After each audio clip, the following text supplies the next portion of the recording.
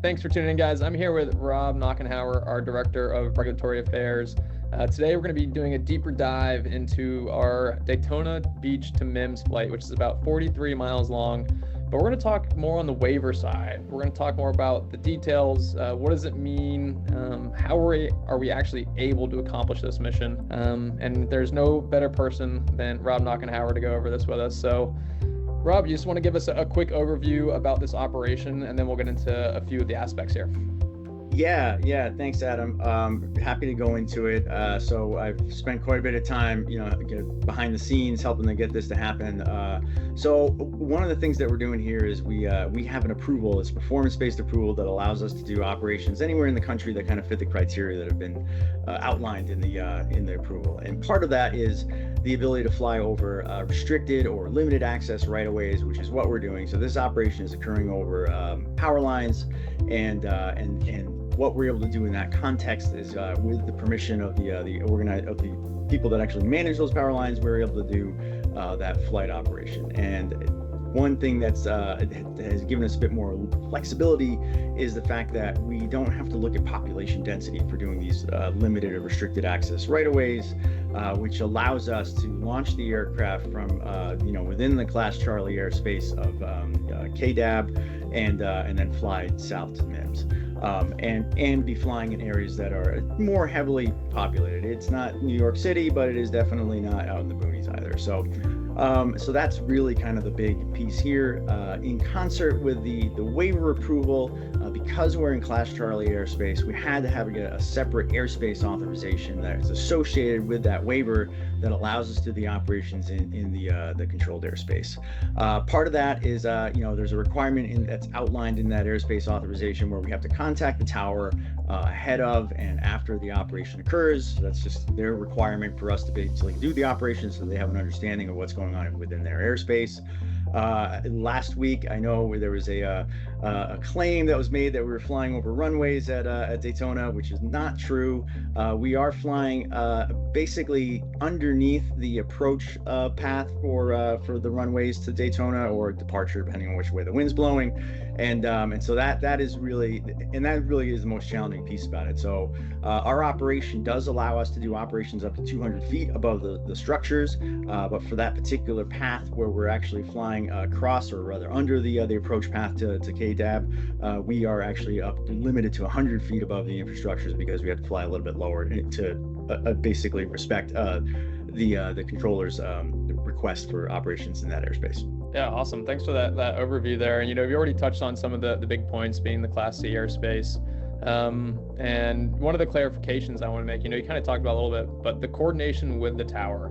One of the things I think that's really awesome about this operation, Trevor kind of said it before, is there's no new technology that needs to be made to kind of do this, right? It's more of like the hard work that goes in before the operation. Obviously, the waiver being the first piece of it, but leading up, what does that look like when we have to call into the tower? Is there like a specific amount of time we have to call in? Is it day before, day of? Can you kind of walk us through that? So yeah, the way the airspace authorization is laid out, we call the day of. I forget what the exact number of hours ahead of the operation it is, and the traffic ATC at KDAB is can actually deny our request to do the operation. So that is a very real possibility. Typically doesn't happen because they already know where we're going to fly because they've approved, because we basically shared with them the corridor that we're looking to operate in, and they approved that corridor, so they have an understanding of where we're going to be operating, and they know the risk, and they've set it up so the fact that we're limited in altitude is kind of an inherent kind of risk mitigation that they've already baked into the operation. So unlikely that it could get denied, but it could. There could be something interesting going on around the airport that could require them to be a bit more risk tolerant, or not risk tolerant, I guess. Less risk tolerant, I guess, is really what I'm trying to say. So that's but yeah, basically you call, and typically it's just like you talk to a person. One thing I'll highlight here, for the Mims operation, we're operating in Daytona's airspace, but we have the ability where we can conduct these operations in other airspaces. In fact, if you look to the north, we've got Flagler Executive County Airport and Ormond Beach, where we regularly do operations in their Class Delta. So there's and every air traffic control facility has their own kind of unique approach to it, and that's what really, frankly, makes it a little bit challenging. Is that the fact that each ATC facility is going to be very different in the way that they kind of manage your drone operation. So we're happen to be quite fortuitous that Daytona Beach has been so forthcoming and willing to work with us in getting this operation to get into the air. So. Yeah, and to kind of go back to your point, you talked about the limited altitude. This is a shielded waiver operation. We're flying over the power lines, kind of like you talked about. Nothing really new there. But one thing I did want to clarify, when you're flying an operation like this over a specific asset, what is the difference, of flying in an urban area or flying over the asset? Daytona Beach is definitely it's definitely an area where a lot of people live, work, travel around. But kind of what's that distinction there? So the distinction has to do with, the proximity of the right-of-way to, houses or other populated areas that are adjacent to that right-of-way. So it basically what ends up happening is the way our approval has been granted is we can operate in most areas if there's enough of a ground risk buffer adjacent to the right-of-way. And in some cases, we do have the ability to operate over people and moving vehicles, which is what is allowing us to cross roads.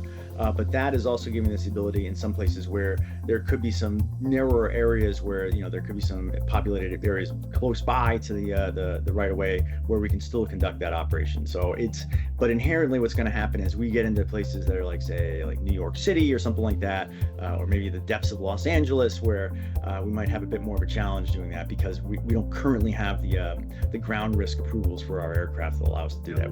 But we are working to get those approvals in place. So that's a whole nother story. Hey, we got to continue moving the ball forward. And even going on to another point, you're kind of hitting my points as you go along here, but the roadways. There's some pretty major roadways. And once again, I don't think this is necessarily, super new in the waiver approval space, but I think it's still something people, don't know or don't believe is possible yet. And it's not flying over roads, right? That's the clarification to make. We are definitely crossing some major roads, Interstate 95, I-4, International Speedway Boulevard. These are all roads that we're crossing over. But can you kind of go into, how we're achieving this and kind of where the FAA's mind at is with road crossings? So it's a bit of an evolving process, right? So we've been seeking to get permission from the FAA to do operations over people and moving vehicles for many years now, based on our operational history of our predecessing aircraft, which was the Centauro 5 and the Centauro BVLOS before that.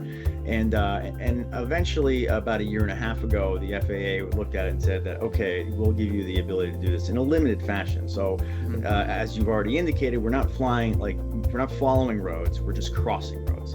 And so in the context, and the reason why we pursued this fairly tenaciously for a number of years is that we work with a lot of utility customers, right? So there's a reason why we're doing this operation over utility power lines, because a lot of the people that we work with manage assets that are those where this capability is really valuable. And so in having those conversations, we realized that we really needed to be able to move that forward. And so that's why we set up a schema where basically we're talking about having we actually are looking at our flight plan, and like wherever we're creating an exposure, we're looking at the amount of time it takes to do that. And so we have basically a 2-minute allowance per flight where we can operate over people and moving vehicles, and so but we have to document that as part of our site selection process. So that's all baked into the way that our performance-based approval that we have.